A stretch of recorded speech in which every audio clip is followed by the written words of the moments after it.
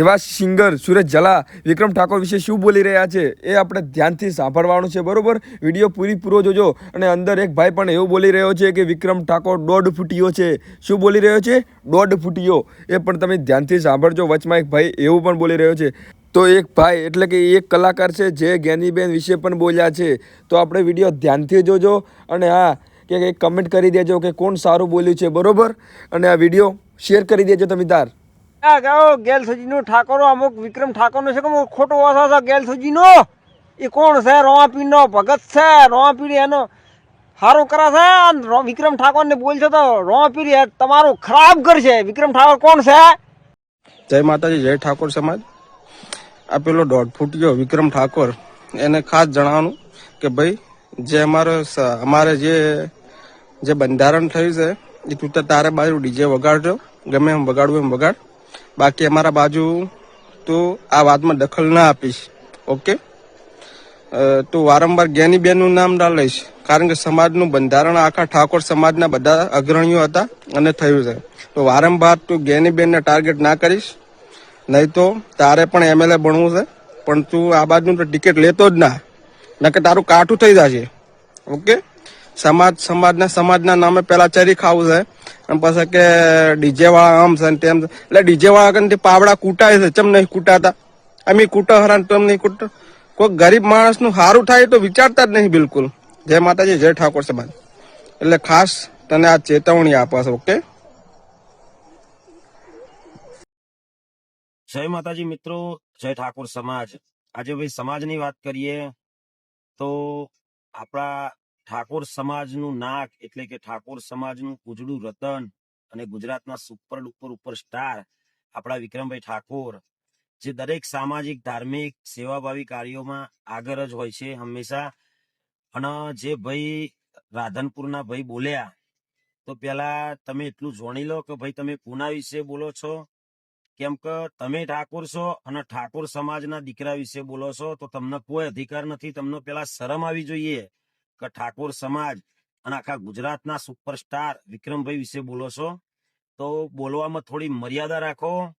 કેમ કે વિક્રમભાઈ પોતાના માટે નહીં પણ દરેક સમાજના કલાકારો માટે એ આગળ વધ્યા છે.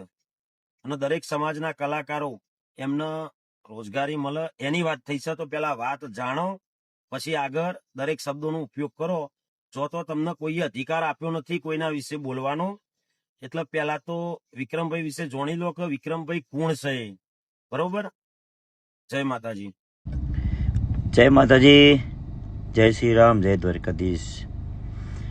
તો મેં જ્ઞાનીબેનનું અત્યારનું નિવેદન સાંભળ્યું કે એમને એવું કીધું કે સાઉન્ડના લીધે કે વધારે વોઇસ થાય, આમ ને તેમ. તો તમે જે માઇકમાં ભાષણ કરો છો એ શું હતું? માઇક નહોતું, એ સાઉન્ડ હતું, એ કોઈને નહીં નડતું. તમે 2-3 કલાક મિટિંગ કરો અને અમે 2-3 કલાક પ્રોગ્રામ કરીએ, તમને એ નહીં નડતું અને બીજાના ધંધા છીનવાનું નડે છે. ખોટી વસ્તુ હશે ને ત્યાં અમે બોલીશું, બરાબર?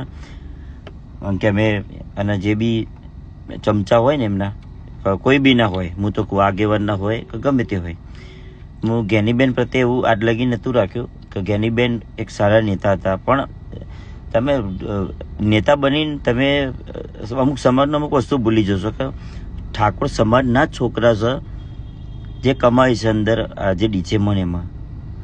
અને તમે ભાષણ કરો છો એ બી સાઉન્ડમાં કરો છો, લાઉડ સ્પીકરમાં જ કરો છો. એટલે એ બાબતે તમારો કહેવાનો મિનિંગ એમ કે એ ડીજે નહીં અને અમે જે કલાકારો ગઈ એ ડીજે. જ્ઞાનીબેનને વિનંતી કે જો અમે કોઈના વિરોધમાં નહીં, કોઈ અમારા ભાજપ કોંગ્રેસના પક્ષમાં અમે નથી, બરાબર? પણ અમારો અવાજ એક જ મુદ્દા ઉપર છે કે તમે ગમે ત્યાં બધા સમાજના નેતાઓ છે, અમને કંઈ પ્રોબ્લેમ નહીં. ઘણા ફોન આવી ગયા મારા અમદાવાદમાંથી બી આવ્યા કે ભાઈ વિડીયો ના બનાવશો. પણ ભાઈ લોહી છે ને ગરમ છે, કોઈ દર પાસા નહીં પડીએ. તમ તાર નિકોલ રહું છું મહાદેવવાસમાં, મીટિંગ કર્યું હોય તો આવી જજો એની ટાઈમ તો નહીં, કારણ કે મારો ટાઈમ નહીં તો હું પ્રોગ્રામ કરું. હું એક મિડલ ક્લાસ વ્યક્તિ છું, હું પ્રોગ્રામ કરીને મારું ઘર ચલાવું છું, બરાબર. એટલે મારા આ બધી ચર્ચા એટલા માટે હવે લાવવી પડી અમારે. બધા બહુ સપોર્ટમાં બહુ છે, એવું કશું નહીં કે અમે એકલા પડી ગયા. મારા જોડે એક સપોર્ટ એવું છે ને કે મારો વાઘ, મારો સિંહ, મારો ભાઈ, પણ હું નામ તો હું કોઈને નહીં દઉં. કદાચ મારાથી કંઈ ખોટું બોલી જાય તો એ વ્યક્તિને બી થોડી તકલીફ પડે, એટલે માટે હું નામ નહીં દઉં, બરાબર. કદાચ ભૂલ થઈ જાય તો બાકી, અને મારે એક શબ્દની અંદર ભૂલ હોય ને તો તમે તમારે નિકોલાઈ જજો મિટિંગ કરવા, અને ટાઈમ મારી તારીખ લેજો. તમારા ટાઈમે હું નહીં આવું. જય માતાજી, જય દ્વારકાધીશ. સોરું કપાતર થાય પણ માવતર કપાતર કોઈ દિવસ ન થાય. મિત્રો, આ કહેવત તો તમે સાંભળી છે. મિત્રો, આ વિડીયો છે સ્પેશિયલ વિક્રમભાઈ ઠાકોર માટે, જે આપણા ગુજરાતના સુપરસ્ટાર પણ છે અને ખરેખર ઠાકોર સમાજનું ગૌરવ પણ છે. અને ગર્વથી કહી શકીએ કે મારી સમાજનો આવા જ એક સુપરસ્ટાર છે, ગર્વથી કહી શકીએ. પણ મારું એક દિલ દુખાણું છે એના માટે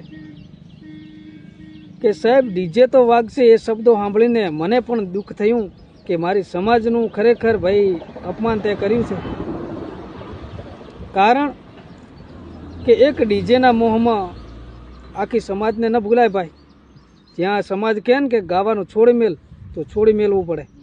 કારણ કે જે સમાજે તમને આંગળી પકડી અને મોટા કર્યા છે એ જ સમાજને તમે આજે હામા પડો છો. એટલે ભાઈ, જે વિડીયો મારો સાંભળો છો એ ખરેખર આખો સાંભળજો, અને સમજ્યા વગર કોઈ કોમેન્ટ પણ ન કરતા એવી ખરાબ કે જે તમે વિક્રમને ભાઈને માનો છો તો હું પણ માનું છું. એટલા માટે મને પણ દુઃખ થાય છે કે જે સમાજના પગ પકડવાના હોય એ સમાજની સૂંઢ જઈને પકડો છો તમે. એવું કાર્ય શું કર્યું તમારા કે તમને આટલું બધું અભિમાન આવી જાય કે ડીજે તો વાગશે જ. એટલે ભાઈ, જે સમાજના બંધારણમાં રહો